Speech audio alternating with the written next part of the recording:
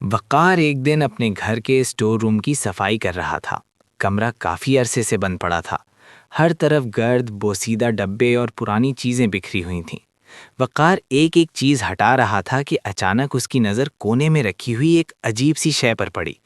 وہ رک گیا۔ وہ ایک روبوٹ ڈاگز تھا۔ وقار اسے دیکھتے ہی چونک اٹھا۔ اس کی آنکھوں میں حیرت اور شوق ایک ساتھ آ گیا۔ یہ یہاں کہاں سے آ گیا؟ وہ خود سے بولا۔ میں نے تو اسے پہلے کبھی نہیں دیکھا۔ وقار نے احتیاط سے اسے اٹھایا اور اسٹور روم سے باہر گھر کے صحن میں لے آیا۔ دھوپ کی روشنی میں وہ چیز اور بھی واضح نظر آنے لگی۔ اس پر مٹی جمی ہوئی تھی، مگر پھر بھی وہ مضبوط اور خاص لگ رہا تھا۔ وقار نے کپڑا لیا اور اسے صاف کرنے لگا۔ چلو پہلے تمہیں اچھی طرح صاف کرتے ہیں، اس نے مسکراتے ہوئے کہا۔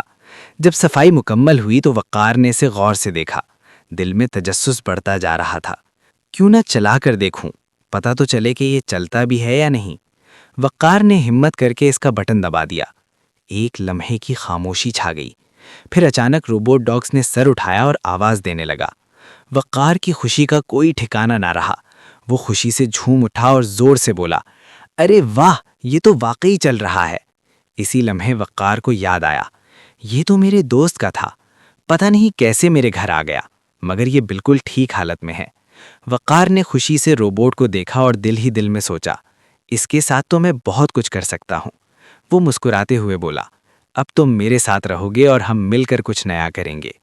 صحن میں کھڑا وقار اور اس کے سامنے حرکت کرتا روبوٹ ڈاگز ایک نئی شروعات کی خاموش خبر دے رہے تھے۔ نے گھر کے کمرے میں بیٹھا ٹی وی پر خبریں دیکھ رہا تھا۔ شام کا وقت تھا اور ماحول پرسکون تھا۔ اچانک خبروں کے درمیان ایک ہنگامی اعلان چلنے لگا۔ اینکر کی آواز سنجیدہ اور خوف سے بھری ہوئی تھی۔ اہم خبر، شہر میں ایک خطرناک درندہ داخل ہو چکا ہے جو شہر کے مختلف علاقوں میں تباہی مچا رہا ہے۔ بچوں، لوگوں اور عمارتوں کو نقصان پہنچ رہا ہے۔ اسکرین پر بھاگتے ہوئے لوگ، چیختے بچے اور ٹوٹی ہوئی عمارتیں نظر آ رہی تھیں۔ وقار یہ سب دیکھ کر چونک گیا۔ یہ کیسے ممکن ہے؟ وقار نے خود سے کہا۔ اگر میں نے کچھ نہ کیا تو لوگوں کا بہت نقصان ہو جائے گا۔ وقار کی نظر اچانک کمرے کے ایک کونے میں رکھے روبوٹ ڈاگز پر پڑی۔ اس کے دل میں ایک امید جاگ اٹھی۔ میرے پاس یہ روبوٹ ڈاگز ہیں، وقار نے پختہ لہجے میں کہا۔ اسی کی بدولت میں اس درندے کو روک سکتا ہوں۔ وہ فوراً اٹھا اور گھر سے باہر نکل آیا۔ صحن کے باہر اس کے دو دوست کھڑے تھے۔ ایک کا نام الطاف تھا اور دوسرے کا نام وقاص۔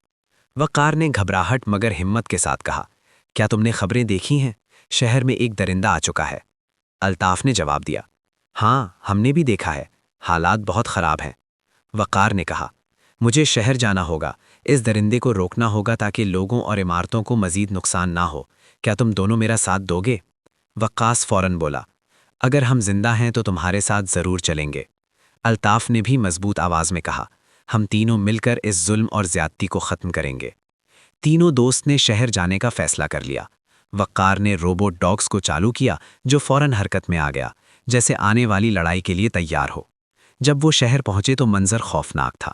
جگہ جگہ تباہی پھیلی ہوئی تھی، لوگ خوفزدہ تھے اور ہر طرف شور تھا۔ درندہ شہر کے بیچوں بیچ کھڑا دھاڑ رہا تھا۔ وقار نے آگے بڑھ کر کہا، آج تمہارا ظلم یہیں ختم ہوگا۔ روبوٹ ڈاگز تیزی سے درندے کی طرف بڑھا۔ الطاف اور وقاص بھی پوری ہمت کے ساتھ وقار کے ساتھ کھڑے رہے۔ سخت مقابلہ ہوا مگر تینوں دوست نے ہمت نہیں ہاری۔ شہر کے بیچوں بیچ اندھیرا پھیل چکا تھا۔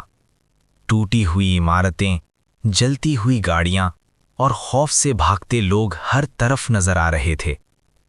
وقار، الطاف اور وقاص اپنے اپنے روبوٹ ڈاگز کے ساتھ درندے کے سامنے کھڑے تھے۔ تینوں کے دلوں میں خوف ضرور تھا مگر حوصلہ اب بھی زندہ تھا۔ درندہ زوردار دھاڑ کے ساتھ آگے بڑھا۔